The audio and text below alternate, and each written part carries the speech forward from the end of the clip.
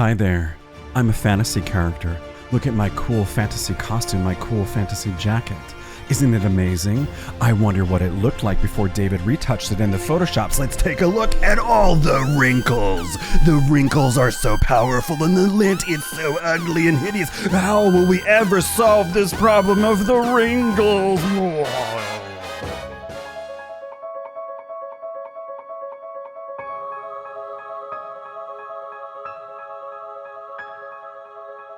Hey folks, welcome back to the channel. I'm David Bird with Reimagined. I'm an award-winning photographer and Photoshop artist that specializes in fantasy composite art. And speaking of fantasy composite art, that is going to be the subject of today's episode of the Shop Vlog, episode 16, where I take an image from start to art. But we're going to focus today on using a common retouching technique of frequency separation to be able to repair this jacket from the issues that we found on set. Frequency separation is so valuable to use on inanimate objects like clothing, buildings, and landscapes. It can do more than just be used for skin retouching.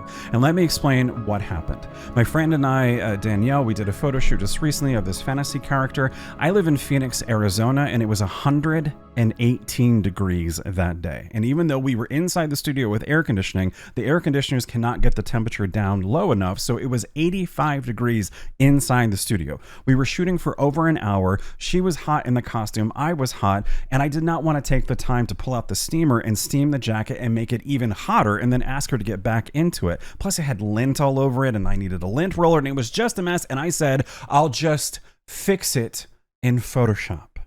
I uttered that famous phrase, I'll just fix it in the Photoshops. How often do we do that? And then we sit down in front of Photoshop and go, oh my gosh, why didn't I take 5 minutes with the steamer and fix it? I don't care if she sweats. I don't care if I sweat. Not gonna fix it in Photoshop. Frequency separation.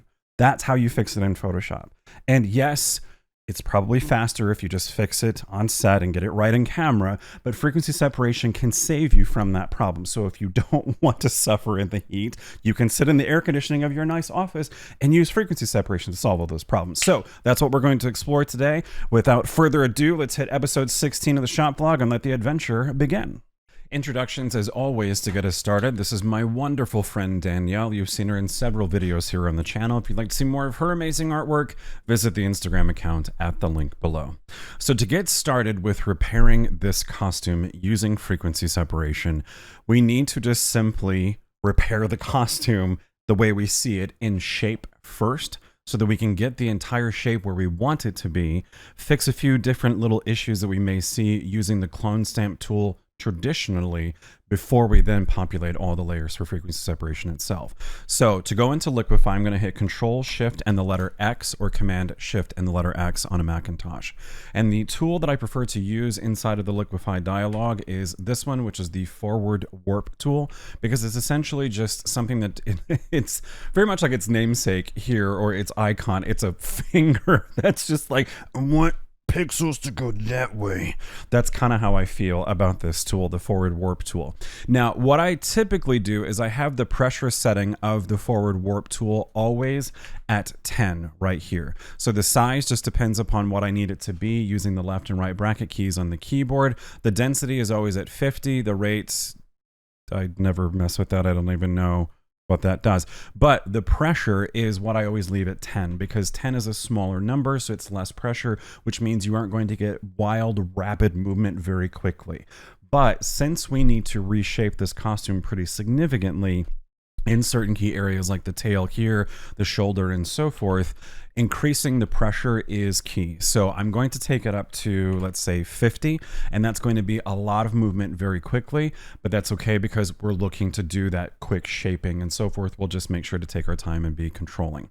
Now, I'm not going to use my Wacom Intuos Pro tablet or pen when I do this. I'm going to use my traditional mouse that comes with the computer, because the pen sometimes can lose connection. And it's not so much losing connection with the computer or with Photoshop, it's just kind of a graphics card issue that I've encountered many different times over many different iterations of Photoshop, where sometimes when the graphics card is trying to render what you just did, and it's getting the input from the pen again, it just doesn't quite interpret the input as well, so it'll jump really quickly, or you'll get a wicked distortion that you don't want. So I've just learned to use the mouse in these cases. So this is like the one and only time that you're ever going to hear me give you permission or be positive about using the mouse to do work when you could be using your Wacom Mentos Pro pen. So with that said, let's start reshaping. So I'm going to move the shoulders in just a little bit. And again, I'm being very careful, and notice the position of the mouse. I'm not putting the brush. I'm not putting the forward warp tool's center right on top of the object that I want to move in. I'm pushing it out to the side and kind of in a way feathering this effect, gently starting to push elements forward to take that shape. And that's part of the key of getting the finesse and control that you're looking for, especially when you're using something like a high pressure of 50. Now I'm going to try to bring the point of the other shoulder up just a little bit because I like that little idea of this being a little military-esque kind of uniform. Now I'm going to zoom in by using my mouse wheel, and I have set that option in Photoshop. So instead of having to hit the zoom key and so forth, or the zoom tool, excuse me, here, I can just use the mouse wheel to scroll in. I'm going to reduce the size of my brush and just straighten out some of these edges so that we get a clean line. And I have to shrink the liquify tool to be able to do those little fine-tuned areas. So if you have too big of a brush, it's going to move too much of a surface area. And that may seem like a duh kind of statement, but it is often overlooked when people start using the liquify tool, especially at such a high pressure setting. So keeping this small brush, I'm just going to start pushing these elements in because I don't mind a few ripples in the fabric, but I don't need it to be as bunchy and as messy as we're seeing right now. So my goal is to just try to straighten this out to get some cleaner lines, and again, either decrease the size of the brush or increase it depending upon the surface area of what I'm trying to push in with the forward warp tool. I'm making my brush really small now just to push in that little indentation, and then pulling this one back out so we get that clean-ish line, so to speak. And then pushing this in just a little bit. Again, I don't mind that little divot that we see right there. That's fine. I think some of that needs to be there. Certain imperfections in the costume need to be there for it to be believable. I feel the same way about hair. When you're extracting somebody from an image to make a composite, I like flyaways because flyaways do make things feel realistic. If there's an excess amount of flyaways in the hair, that's when, of course, we want to get rid of some of those. I know some artists who can't stand flyaways and they want them gone all the time. I think they are an element that provides realism to the image. So looking at this fold in the jacket, this is essentially a jacket with tails in the back, tails in the front, so to speak. And so this jacket really needed to be steamed, but there's no way that we were going to do that day. So I'm just going to have to reshape it. But now I have to make a decision. And the decision is I can't really reshape this enough for it to be believable that the two tails are split, because as I push these pixels in, I'm pulling those pixels from the back forward and it's going to look a little weird.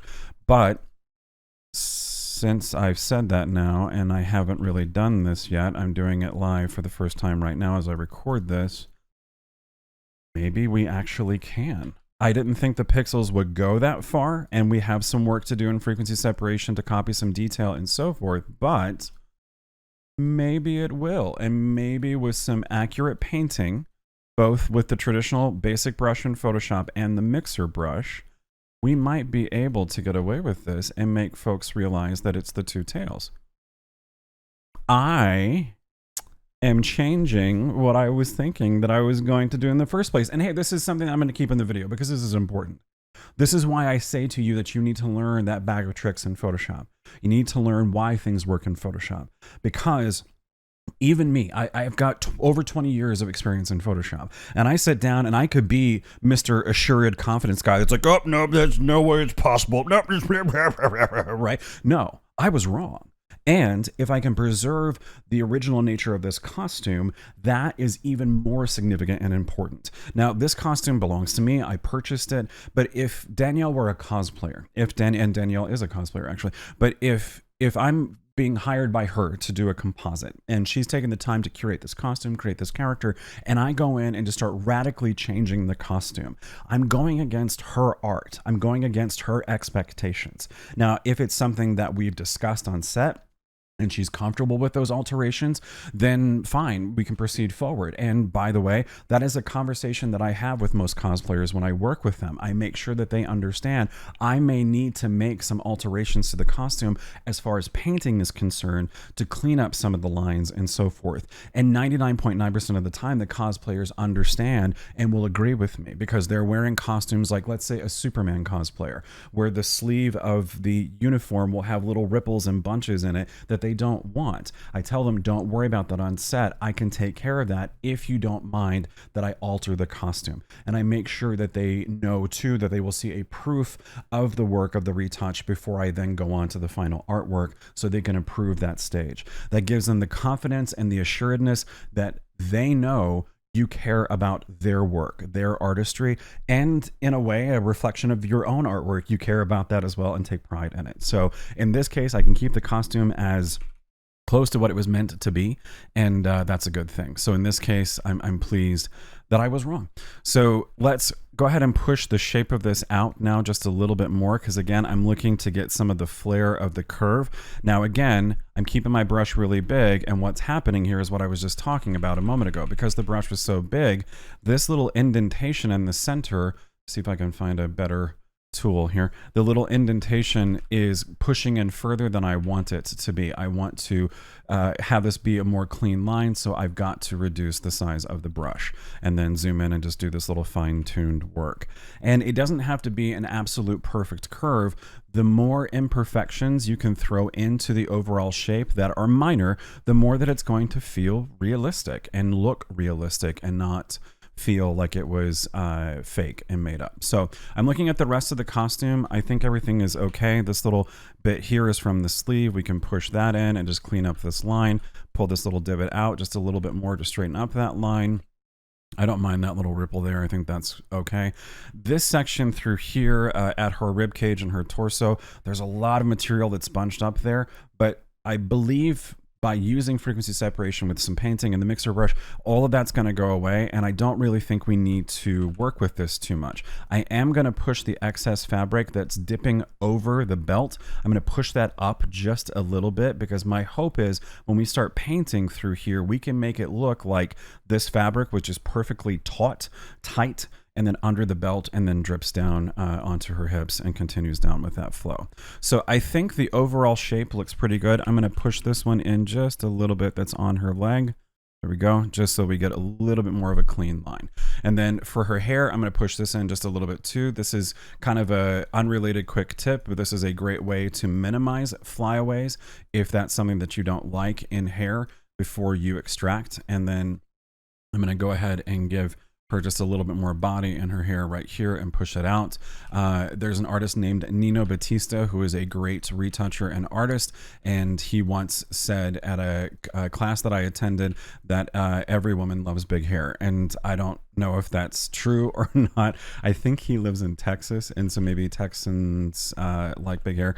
I don't know, but giving just a little bit of that wave and curve, I think gives us just a little bit more shape from that beauty standard, and I think it looks fine.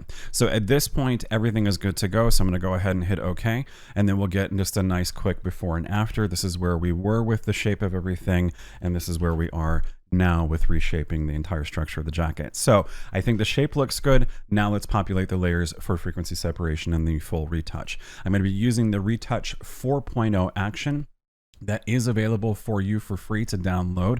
If you are new to this channel, welcome. Take a look at the card above and it will take you to that specific video where you can download the Retouch 4.0 action. It will populate all the layers for frequency separation, dodging and burning, and the layers that I use to enhance human eyes. So once this is all populated, we can get into the hard work here of starting to paint. And my goal and my hope is, again, I haven't done this yet. Sometimes with our videos on the channel, I try to do a little bit of the work that I'm going to talk about so that I know it actually will work and I don't look stupid to all of you, but I haven't done that yet because I'm incredibly busy. So we're going to do this live and just see what happens. So typically I would start with the detail layer.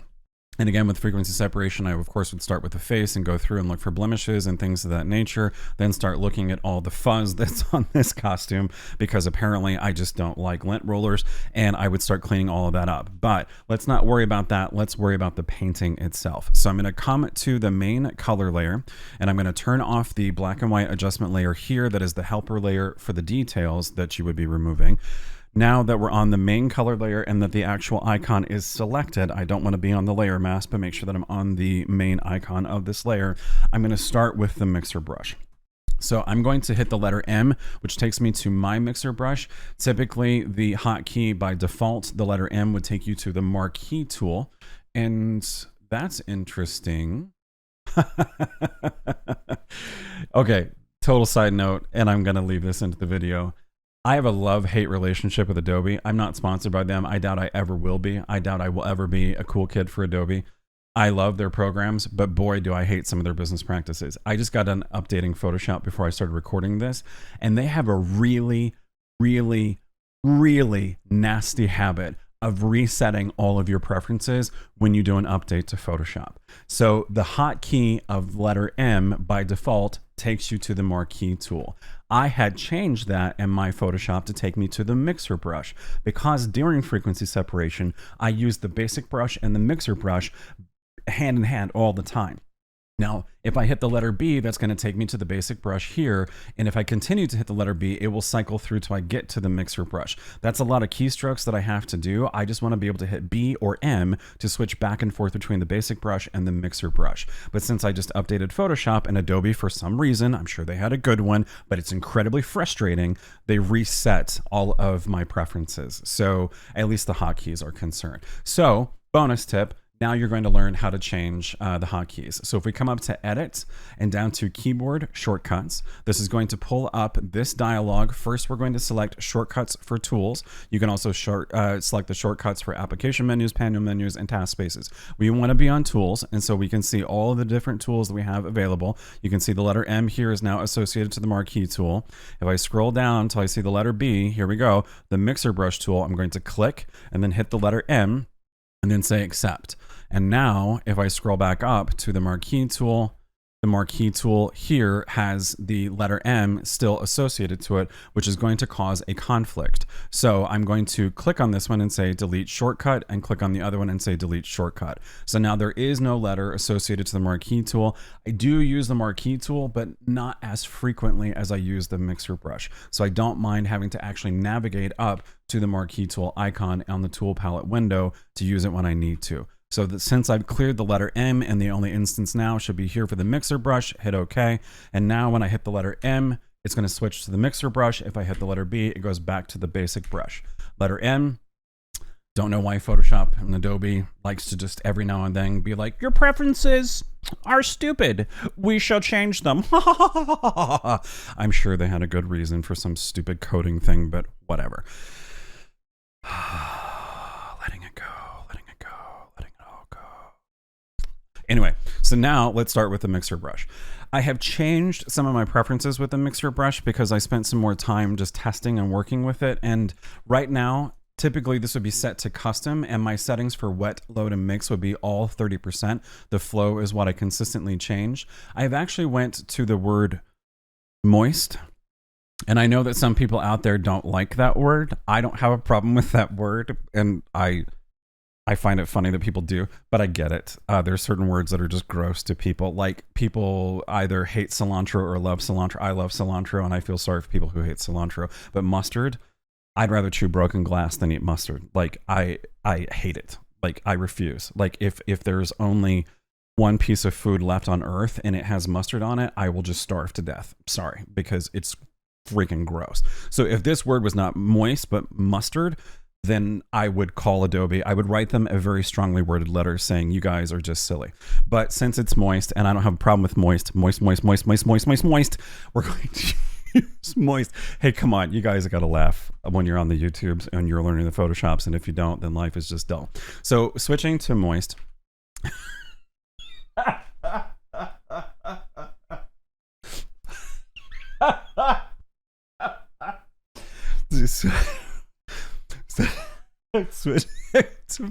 Okay, so wet is 10%, load is 5%, and mix is 50%.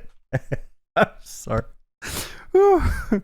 We have okay, so let's start using the mixer. Okay. David, professional. Professional. I'm a professional. I'm a professional photographer who's moist. It's hot here today. What do you want from me? Okay, so with moist, it's going to it's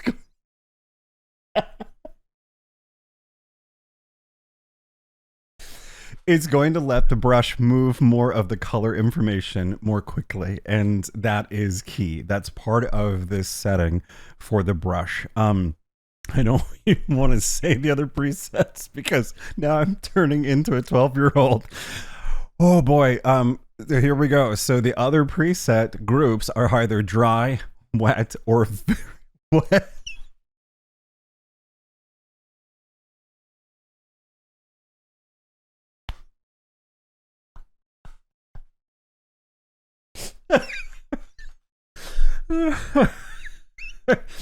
Oh. I'm going to put it in the timestamp that when you want to skip ahead to when I turn back into a 43-year-old adult, it'll be in the timestamp below. Okay, so wet and very wet.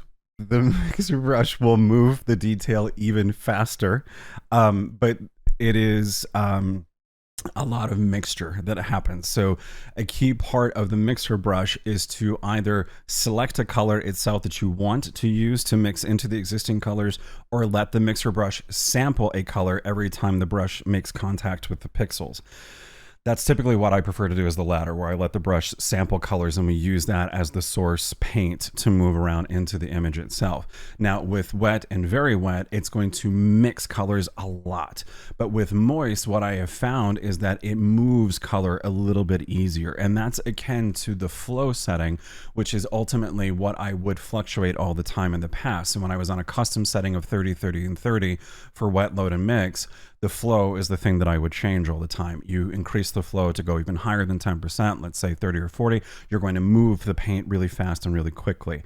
But with the setting of moist and changing wet to 10%, load to 5%, and mix at 50, you can see that things are kind of mixing a lot. And if we go down to very wet, we get the mix at 50, but because load and wet are now 100% and load is 50%, it's just a massive movement of colors and mixing of it too much all at the same time. So I want the mixture to take place, but I want the movement to be controlled so that I can build it up. So we're on moist. Let's begin again on that main layer, and let's start with the sleeve, and we'll just work from there. So I have two different brush strokes that I like to use when I use the mixer brush. The first brush stroke is essentially where I just move the brush back and forth like this. I haven't actually made contact with the tablet yet, but I would move it back and forth like this, and that's meant to mix the paint in one localized area. The second brush stroke that I use is one where I try to move paint from one area to another. And that one's one where I will make contact. When I make contact, because this icon is checked, that means it's going to clean the brush after every stroke. So when I make contact, Photoshop is going to sample that color and say, this is the color that he wants to use. Then I will make one fluid stroke and then lift the pen, because I'm moving this paint from one place to another and letting it mix as it travels. So brush stroke number one is back and forth like this. Brush stroke number two is to move paint down, lift the pen, it clears the brush, bring it right back up here, click, make contact, it samples the paint, move the paint, lift the brush, cleans the brush, and repeat. So let's start by mixing the colors together. So I'm just going to move this back and forth. And also let me point out that the mixer brush is a very graphics heavy tool.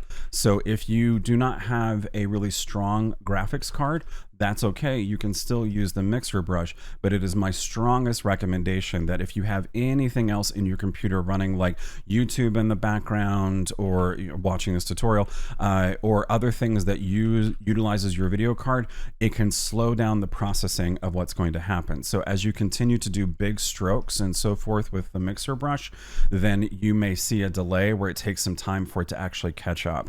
I use a NVIDIA GTX 2060 Super that has a ridiculous amount of memory on it. It's a very powerful video card. I have a very powerful CPU, a lot of onboard memory to the computer, and still to this day, if I do too many big brush strokes, the engine will take just a few seconds of lag to catch up. It's not the end of the world, but it's something that you should be cognizant of.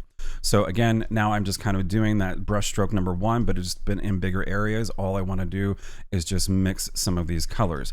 Now, as we mix, we're still seeing the nature of the wrinkles, and that's going to happen because the wrinkles are also a part of the details, and we need to clean that detail up, and then we'll be able to make this appear a little more smooth and fluid. So again, moving colors back and forth, using that first brush stroke. I don't think I will have to use the second brush stroke, but I did want to explain it to you because those are the two that I commonly use. I'm probably going to wind up using the basic brush to accomplish that. But really what I'm doing is just trying to prepare this surface of the sleeve to be able to be painted on and to be worked with, to remove as many of these wrinkles as possible and just get things as clean as I possibly can. This is also important because, or what I want to point out is important because I'm going to demonstrate this here in just a moment, where I'm going to start doing some repair work specifically right through here with this little highlight line. As it dips in and we have this little fold, I'm actually going to paint a fake line to make it look like it came down all the way.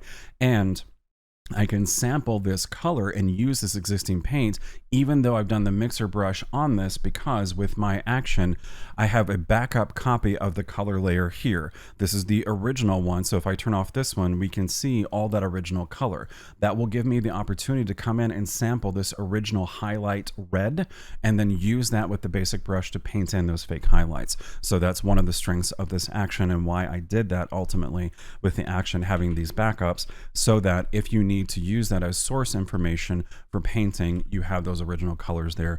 You don't need to make them swatches or try to preserve them in any shape or form, because all those existing colors are still there in that backup.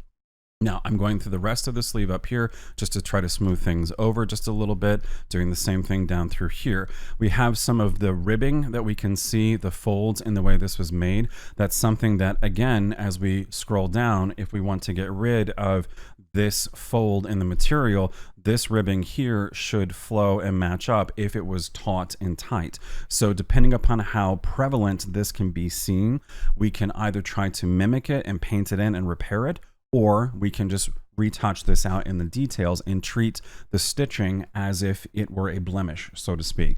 Is that going to alter the nature of this costume? In my opinion, it isn't. I don't think the cosplayer or the costume maker would get upset if that was removed. If we removed the lapel or something along those lines, yes, then they would have a problem with that. But in this case, I don't think it's going to be an issue. So taking the course of least resistance, so to speak, here will always be key in any of your work that you do in artistically in Photoshop, because if you can, save yourself some time and efficiency, it's a good thing to do. Now, I want to move on because I am going to use the second brush stroke. So I'm going to sample and push down and lift and just keep doing this because I'm pushing that color down and it's mixing with that black crevice that was in the costume. So I'm just keep tapping and repeating and pushing with the mixer brush. And again, I could just use the basic brush up here, sample some of this color, and then just paint it in, and that certainly would get me those results. But part of what I'm hoping is, as I mix the different colors together, we're going to get a more neutral foundation of color in the jacket that will then let me be able to build up with painting with the basic brush and get more different little stylized effects and things that I may or may not want to throw into that. So let's take a step back and just take a look at the before and after. Even with the mixer brush, if you just left it like this, that's a much more smooth, clean looking surface area than what we had initially with the image. Yes, we're losing some of that interesting detail of highlight and shadow, but that highlight and shadow is reflecting folds and ripples in the fabric. If that's something that you want to preserve and keep in certain key areas, then I would suggest trying to paint it in and explore it. But let's go ahead and continue forward now with the detail layer itself. So I'm on the detail layer, I'm hitting S for the clone stamp tool. With the clone stamp tool, if you don't know, very brief explanation, you have to select a source area that you want to use as your material to clone elsewhere. So I'm going to hold Alt or Option and click somewhere, and now just start getting rid of all that fuzz. But I'm also looking at all of the detail that's in this little perimeter line from those folds, and I'm trying to remove it. Now I'm copying detail from right through here. This is technically in the shadow area. This detail is not nearly as strong as the detail in the highlights area because that detail is showing up because there's light and illumination on it. So if I copy soft detail over, that's going to cause a disparagement between the details that we see all over, because you'll suddenly see strong detail, as we can see through here, and then soft detail. That is creating issues. That's creating errors with your piece. So there are a couple solutions here. You can continue to just use the soft detail if you don't have surface area that's big enough to borrow good, strong detail and move it everywhere else, which is kind of the problem I have here. Then just remember to later on use a step that I'll show you where you're going to add grain to the image on a duplicate layer, and then just use a layer mask to selectively paint in that grain anywhere where we have these soft details like we do through here. And depending upon the radius and the amount of grain you set into it, it's almost indistinguishable from the other noise that you see or the other particles and detail of the fabric. It's a quick and easy way to solve that problem. Instead of you sitting there going, oh my gosh, I don't have enough surface area, so I'm just going to make these little tiny adjustments and try to make a patch of detail that works. I don't recommend doing that, because then again, you start introducing recognizable patterns even in the details. So if you're doing something like image competitions and so forth, these are the kinds of things that judges will look at. They look for what are called cloning tracks, where you can see the same details over and over again in one line or repetitive pattern. That is a clear indication that the clone stamp tool has been used and those details are showing up. Hey, there's an update. Yeah, I know. I didn't update my old version of Photoshop. I updated the new one, and then you guys changed the hotkeys. Thanks, Adobe. You're welcome, Dave. Anyway, so I'm getting rid of these little details now up here that indicates that fold. And then I will paint in a new line up through there, and hopefully no one will be the wiser. I'm also looking at some of these stronger details through here because these are in that area of highlight. If I turn off the original color that we painted, see, this band of detail is much, much stronger than the band of detail that would have been in the shadow. So since we're getting rid of that whole shadow, I need to get rid of the strong details that we see in those highlight areas, because ultimately that's going to stand out and be another issue that I don't want to have. Now, I do want to demonstrate one other quick option that you could do, and it certainly is applicable and has useful results, but it's also something that can go too far too quickly. And because it is easy to do, so therefore we would abuse it and use it the wrong way, and that creates issues. And that is to use the mixer brush on the detail layer itself to just start really obliterating the detail. So I'm on the mixer brush now instead of the clone stamp tool. And I'm just going to start using that first brush stroke, and I'm going across the scene here. And as I do, it's just softening out all that detail to the point that it's practically gone. And I can do this as a solution to this problem. And then in that step that I'll demonstrate in a few moments where I add grain, I would just add more grain on the layer, or paint on the layer mask to reveal more of the grain in this area where I'm obliterating the detail. I will do that sometimes, not only on costumes, but on human skin, where there's areas of patches of skin that are just a little too rough, and I don't have the time, or for whatever reason, to be able to do like a full-on professional retouch, then I'm just going to obliterate some of the detail and try to replace it with grain and noise. But as I said, that's something that can go a little bit, goes a long way very quickly, to the point that it doesn't look realistic anymore. And because it's so easy, I think it gets abused a little too much, especially by me. So I'm going back to the clone stamp tool just to continue to remove some of these little areas, because the mixer brush isn't, it's removing the details very slowly. I'm using the clone stamp tool now to completely clone over the existing details with new ones and cover them up, because my clone stamp tool is set to a flow of 100% and opacity of 100%.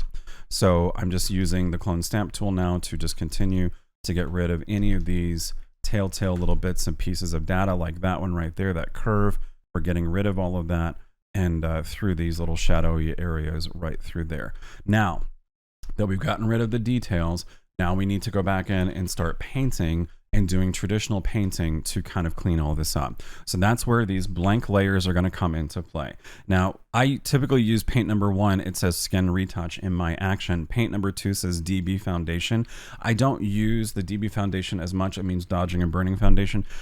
If that you don't know what that means, or you're curious to know what that's about, then take a look at the card above. It will take you to the Retouching series, and then look at the video about dodging and burning, and it's explained there. So I'm going to use this one to do costume painting. It's just a way for me to keep things separate as I'm retouching, so that if I go, wait a minute, you know, let's say I'm retouching the costume up here on the neck piece, and I do some painting traditionally on it, on this layer, then I do some painting on her jawline, and then I go, I don't like the jawline painting, and I use the eraser tool and I start erasing all of this, and I go too far, I start erasing what's on the collar itself. So I try to keep the costume painting on a separate blank layer.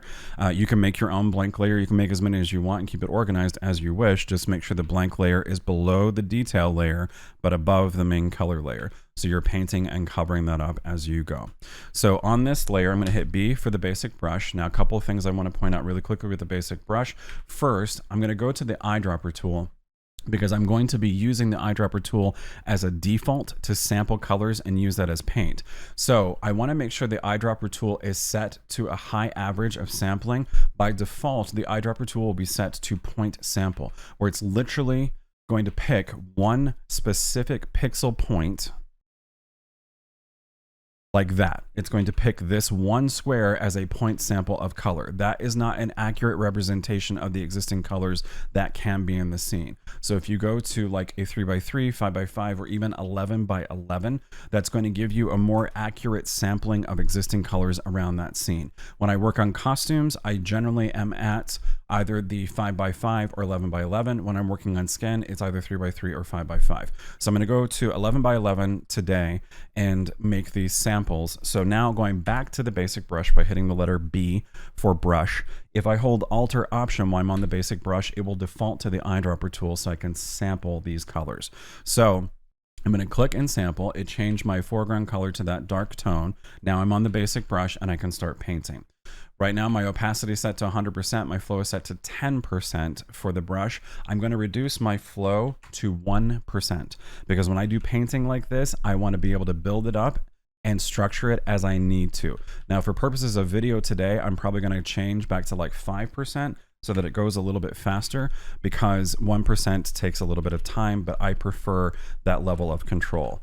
Now, again, I'm painting. This isn't like the mixer brush. I don't have to worry about it mixing. I am putting down pure paint and covering up anything that existed there underneath. And as I continue to paint, I will be able to start revealing certain little detail lines and patterns like this one that is left over from that wrinkle. So generally what I do is I'm painting and I see those, I quickly go to the detail layer, hit S for the clone stamp tool, Alt or Option to sample an area, and then just clone that out really quickly. Again, you could use the mixer brush and obliterate those details. You just have to remember where you did those pieces of work so that you can then go back in with grain and fix it. So now I'm going back to the blank layer, hitting B for brush. My color is still the same. And since I'm zoomed in, I'm just going to continue painting and just try to fill in this dark tone. I'm going to zoom out just a little bit by hitting the Control and minus key at the same time. And that zooms me out just little stages at a time. Now, I want to leave some of this ripple right through here. I don't mind it because I left the shape of it on the outer perimeter. So I need that indication to be there. So I'm just gently painting now with the Wacom Intuos pen. And that's one of the key reasons why I recommend using a pen tablet, because it has pressure sensitivity built into it. So the lighter that I touch the pen to the tablet, the lighter the tools are going to interact with Photoshop. So I prefer using a pen when I do painting like this and not the traditional mouse. Okay, let's come down here and paint just a little bit more, maybe fill in that little shadow just a little bit, and these little highlights, we're going to fill those in. Now, this is a question of, again, traditional painting and artwork, how far you want to go with the painting, because you can make up your own new ripples, if you wish, in the costume and kind of make it as believable as you want it to be. It's just a question, again, of your painting skills, your patience, your time allowed, and your efficiencies, and all those kinds of things. So continuing to paint through here and get rid of all those little folds that we see through there. And as I paint, if the folds aren't going away, and it's like I can still kind of pseudo see them, it's a detail issue. So I'm going back to the detail layer, using the clone stamp tool to clean all that up, using the clone stamp tool to clean up that detail. Right there, it's all gone. B for brush, going back to the blank layer, painting, and covering it up. I'm gonna go to a flow of 10% again for the purposes of the video, because I don't want this to take forever. But I am a little neurotic when I paint, and I go very slowly. Now, I went outside the lines a little bit, as you can see right down through here. If I hit E for the eraser tool, make sure the eraser tool is at opacity and flow of 100%. I can just come back in and erase it and get rid of anywhere where I go over the line. When I paint, I typically will go outside the lines and just come back in and make a couple of simple little brush strokes like this and get rid of it. It's easier for me to do that than sitting here and painting very slowly and carefully, trying to stay inside the lines at all times. I don't think that's as efficient. Instead of just painting, getting the paint down, and then hitting E for the eraser tool, make sure that you're on a soft round brush for the eraser tool, and then just start erasing some of this and cleaning it up off those edges. Okay, so that painting before and after, before and after. Now, let's sample some more of this lighter paint that we see right there. B for brush. This time I am going to take the flow of the brush to 5%. On that blank layer, I can just paint this and kind of bring it up a little bit, and I can just gently hit a few areas and make it have some different flair of color that isn't necessarily indicated too strongly. I'm going to erase some of it so it isn't one connected line like that. Whoops, see, can't do that. So I'm going back on my steps of the history and undoing the paint that I did, because I just erased the base layer of paint that I put down. So this is where another helpful blank layer can come into play, where I can then say, okay, I want to now paint some highlights in. No, that doesn't look good. Okay, I can erase that, and it's on its own layer. It isn't going to affect the underlying base layer that we had a moment ago. I'm going to zoom in here and continue with these highlights up here, because I like that the highlight is there. I want to fill in that little crevice with this brighter tone and bring this brighter tone all the way down into that little crevice and let this come through. I'm definitely going outside these lines, but I'm going to clean it up. Feathering it out, feathering it down gently. Again, lighter touches with the pen to the tablet. Painting it so that I can let it take that corner shape and then fade naturally into the darkness. If I need to sample the darkness that's here, I can do one of two things. I can hit Alt or Option and sample, but that's going to replace my foreground color, which is the brighter red, for a darker red. Or I can hit the letter X, which will switch my two colors. Now I can hit Alt or Option and sample that darker red. So I can hit X and bounce back and forth between light and dark and paint, and that's what I typically do. So I'm going to have the darker paint now, and I'm just going to feather it back up. When you do traditional painting, feathering is a strong way to be able to create some nice flow everywhere and just control it and build it up and see everything that you need to see. So with that in mind, I'm going to hit the letter X, and now I'm going to come in and actually click this to bring up the color picker. I'm going to come to where it says B. This stands for brightness percentage. I'm going to increase this from 28 to 48 and then hit enter. It's going to keep the same hue and tones, but it's going to make it much, much brighter. And now I can paint in that fake little line up here. If I tried to sample it at an 11 by 11 average, I don't think I would get the accurate color that I'm looking for. But I can just paint a little bit into this like that. And we see the line, we see the take of it. I'm actually going to go a couple steps back and redo it and do it on its own blank layer, because if it's too much, I want to be able to erase it or change the opacity of the layer itself and not have to the underlying paints get destroyed. So painting this down and in, getting it all put into the scene. up top like this. I'm definitely going outside the lines. I'm going to use that eraser tool to clean it up. I like this look all the way back and it's faded in. It's good. I don't think I need to erase it. So going back to some of these layers, again, you can keep things organized and you can say, you know, this one is the base layer, this one is highlights, this one, you know, or this is lighter color, and then this one is trim highlights or something along those lines, whatever you want to do. You can even, again, on the trim highlights, make up some new ones in areas that make things interesting. It's this little level of traditional painting that I actually really do enjoy, and just get like your own little interesting folds if you want to into the scene. And if it looks silly, just erase it. Erase some of it and see how it goes. Trying something new, like traditional painting, can be daunting. It can be frightening. I totally understand that. But the beauty of it is there aren't 1,000 people sitting in the room watching you do it, unless you're doing this like as a live demo on, you know, Zoom or something like that. Try and experiment. And if it doesn't look good, erase it and start over. But don't be afraid to try something new, even if you don't have a lot of expertise in it. That's how you learn. That's how I've learned over the years. And I'm very grateful to learn and continue to try and make mistakes, as long as it doesn't cost me a lot of money. All right, so I just switched the flow of my brush to 1% because this is typically how I like to paint. Because again, I get this little finesse and control. So I can come in, and this is how I would paint in these highlights. I would be sitting here very slowly building it up at 1%. I'm going to go to 3% again for the purposes of the video, but I just want you to see, like, I take my time and analyze and evaluate. And if it's something that I'm like, I'm not sure if that looks good or not, I leave it. I continue working on something else in the image, and then I come back to it 10 minutes later and assess. Sometimes I step away from the computer, and I said this in other videos on the channel, I rest my eyes, I go make some coffee, I read my email, whatever else, and then come back and look at it, because once I look at it again, I'm like, oh, I think that looks fine. But when we're working in it and our eyes are into it and focused on it, we become so obsessed with what we just did that we can't sometimes be objective about the work that we're doing. And that's one of the key things that I think keeps people from growing as they paint and work. So let's go on and finish this top part, and then I'll speed up the rest of the video so you can see me fix the tail coat itself. But same principles would apply. So on the base coat here, I'm going to hit B for brush. And I'm actually going to switch to that darker tone and then sample so that it's pretty much the same. So we're good there. We're at a flow of 3% for purposes of video. I'm going to go to a flow of 10%. I'm going to paint in that darker tone and just bring it down with the basic brush, getting into these little shadows right through there and coming right up to the edge of that belt and then through here. Here we go. Taper it off just a little bit, taper it up just a little bit, feather it up so that the flow, it just looks normal. There would be a natural shadow through here because, again, her armpit and so forth is going to cause that shadow. So I'm going to sample that darker tone, feather that down just a little bit to make it a little bit more believable that things are going to just be a touch darker through that area. And then I'm going to hit the letter X to switch my foreground color to that bright tone, sample this mid-tone, feather that back just a little bit, and then I'll come down to, let's say, here and sample this brighter tone, and then just paint in some interesting sections. Maybe, again, make a new layer or use one of the existing layers. So let's say this one is the layer that is the brighter tones. So I'm just painting in a little bit in certain key areas just to make it look interesting.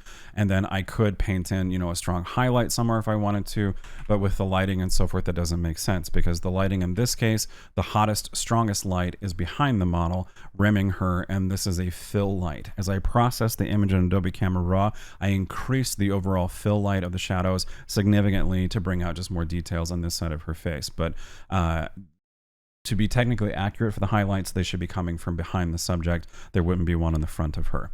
So as I assess that highlight that I just painted in, I can be like, hey, I like it, I don't like it. Okay, cool, whatever. If I don't like it, hit E for the eraser tool and erase it completely. Gently erase it, change the flow of the eraser from 100% to 10% and just take some of it away, assess and see how it goes. As I painted, it looks like I went a little too far and went on to this area. So I've got to find where that was, and that was this layer, it looks like. Sometimes with the mixer brush layer, you can get, no, it was that layer too. So the mixer brush, you can push in some of the paint, and that's why in my action, when we were using the mixer brush on this main color layer, it comes with a layer mask. So if you were to make a mistake and use the mixer brush and push colors down into this, all you have to do is use the layer mask itself and just erase that area with the layer mask. and then you'll reveal the color back up beneath that's active and on, so you can fix that issue. So let's go back to here, hit E for the eraser, get rid of any of the paint that's on the belt itself. I think that's more in this foundation. Yeah, that was it, right through there. Now let's go to the detail layer, S for the clone stamp tool. Let's get rid of some of these little detail lines that we see that indicates there were folds in the costume. I'm going to go ahead and get rid of the stitching too, because the stitching is so covered up now because of all the painting we've done that I don't think it's necessary to have it. And hopefully we will be able to see this on the YouTubes, but you can see there's a lot of texture here, and then there's this band right here where the texture looks weird. That's from a shadow.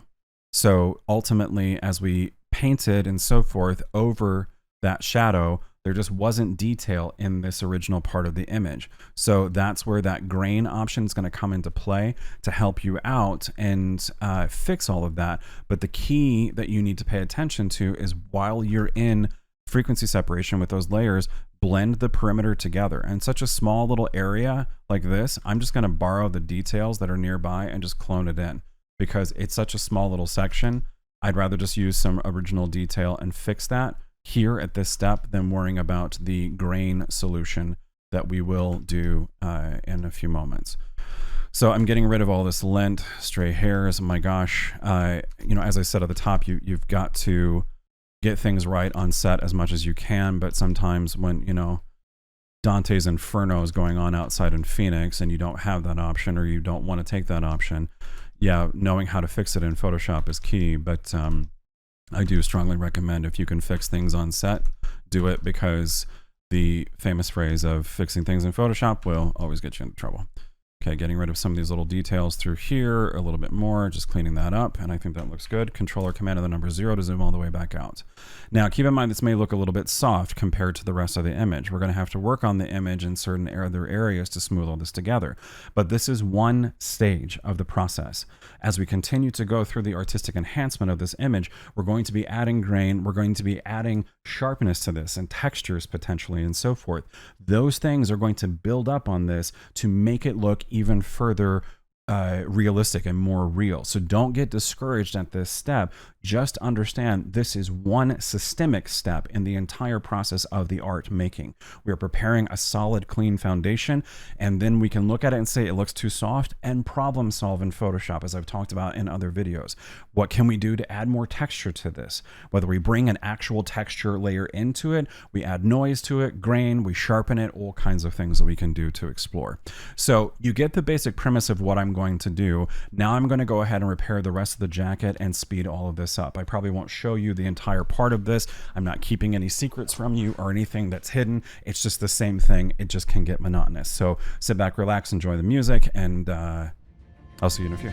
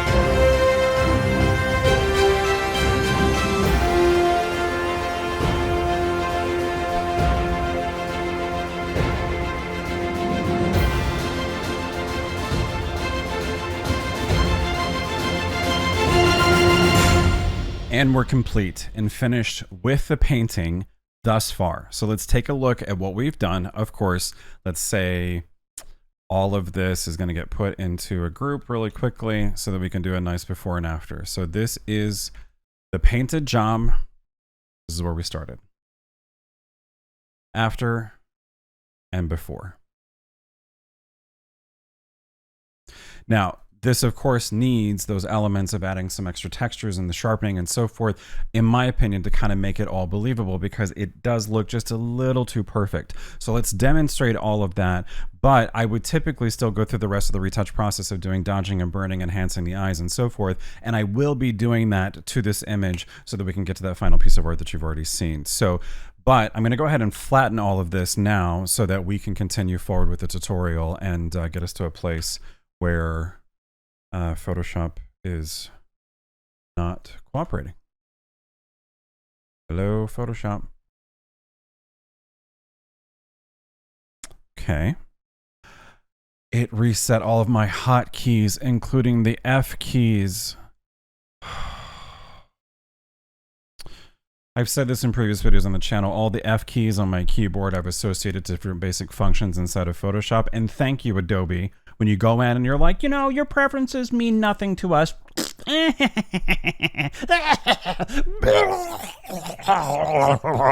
This is why Adobe will never sponsor me. God, I hate it when they do that. You have to reassign all those freaking F keys. Anyway, so let's start adding some grain to this image. I can show you how all that's done. Now, there's different ways to add noise and so forth in an image. There's third-party programs that do it and add film grain to realistic natures and whatever else.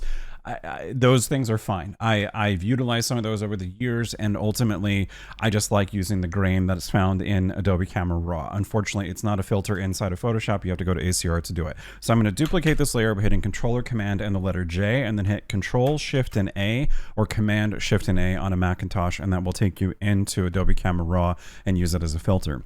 Now, if you're familiar with Lightroom and you're trying to make the jump into Photoshop, Adobe Camera Raw is going to be your best friend, because Adobe Camera Raw and the Develop module in Lightroom are identical.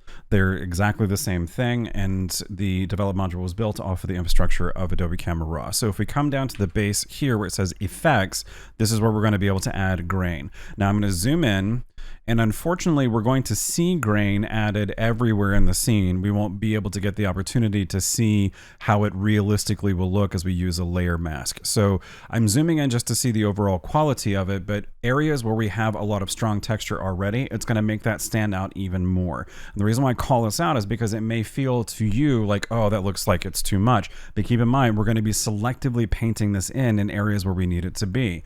So typically, I go to a grain level of somewhere around 20 to 25% or amount or whatever it is, and that works well enough for the grain that I'm looking to do in inanimate objects like clothing. When I'm doing grain to replicate skin texture, I typically am somewhere between 10 to 15 as a radius, and I'm very careful when I build all of that up. So at 20, that looks good. I'm going to go ahead and hit OK. It's going to process all of that. Now I'm going to zoom in and we can see the grain everywhere. If I put a black mask onto this, or a hide all mask, by coming down to the layer mask icon in the layers window here, hold Alt or Option and then click it. Now all of that's hidden. So there's the grain, there it isn't. So at 20, that may not be strong enough. Let me zoom in. No, I think it's going to be okay. So by the way, if you hold the Shift key and click a layer mask, it will automatically turn it off for a moment with the giant Family Feud X over it. And then you just hold Shift and click it again, and then you'll be able to see. So I'm going to paint with a white as my foreground color with the basic brush at 100% flow and opacity, and reveal the grain in the areas where I need it to be. And instantaneously, it takes on that feeling of texture. Now, this jacket is made out of cotton or suede or something, I don't know. So this texture may not replicate that entirely. But again, for somebody who is zooming into this level of detail, they shouldn't really notice that. And if you are doing something like image competition, stranger things have happened, I'm sure, but I highly doubt a judge is going to zoom in and be like, now, wait a minute. that looks like grain to me. I'm going to reset your preferences in your Photoshop for trying to pull a fast one, young man. So anyway, let's continue painting in grain and add it into those areas where I can see the texture is soft. And hopefully you all will be able to see it in the YouTube video. If not, trust me, I'm painting it in areas where I know that texture is soft, or the texture got stretched when we did the initial liquify long ago at the top of this video. So adding some more grain into areas through here, because again, the jacket can use it. It's not going to hurt to have that extra texture everywhere. And I mean, I will go ahead and say it. It's worth saying that you could just add it everywhere into the jacket and not be so selective in trying to paint it in to the areas where you specifically removed it. The only reason why I caution against that is because as you hit strong areas of detail in the jacket, it could potentially make those strong areas of detail stand out in a significant way. And that can potentially cause some issues where the audience may look at the print, if you got this printed really large, and they would go, wait a minute, it looks like the jacket's got some like really rough textures in certain areas. And then whether they know, you did something or not is not the point. They're just being distracted by an element of the image that, or the artwork and the costume that wasn't initially there in the beginning. So I think this looks good. Let's go over to the other arm and hit this just in case. There were some shadowy areas that didn't have a lot of texture. This grain layer is going to help us significantly with that and ultimately get us where we need to be. So I'm gonna add some grain into that shadow through there and along the edge and zoom back out, and it feels a little better. And keep in mind, again, color grading, adding other textures to the scene, making a composite and so forth can continue to add to some of the realism of this. But if this doesn't feel as accurate to you or feels too fake, then start painting a little bit more. Paint in some of those imperfections, some of those highlights that are into the scene to help tie that all together and make it all believable. So again, I would go through the entire image, painting and extracting and so forth. And since I will do that so that you can see the final artwork, here it is on the screen for you, because spoilers, the beginning that you watched, I haven't recorded yet. I started here so that I could get the final artwork and then show it to you at the beginning. Movie magic on the YouTubes, movie magic. So anyway, this is the final artwork and the vision that I had for this costume and this piece. It's kind of a fantasy fashion, so to speak, and that's what Danielle and I talked about. And it's something that I'm actually interested in continuing forward with, because I have a lot of fantasy costumes. And instead of having to realize complete composite worlds behind them, it is kind of nice just to treat it like a fashion image. So hopefully you enjoy this final artwork. Let's finish up this video today with some final thoughts.